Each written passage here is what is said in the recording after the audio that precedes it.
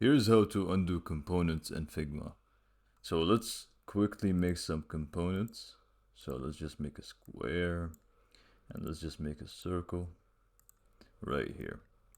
And let's make them both components.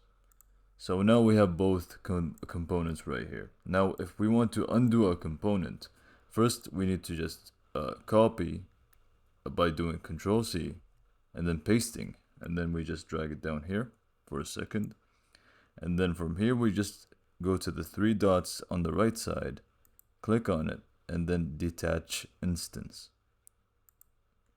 And now this is not a component anymore. We can just delete the previous one, and now we have the same square, but it's not a component. Let's do it again with a circle. So we just copy, Control C, and then Control V to paste, and then we drag it down, and then click on the three dots, detach instance. We can delete the previous one, and we have both. We're just not a component anymore. Simple as that. Thanks for watching.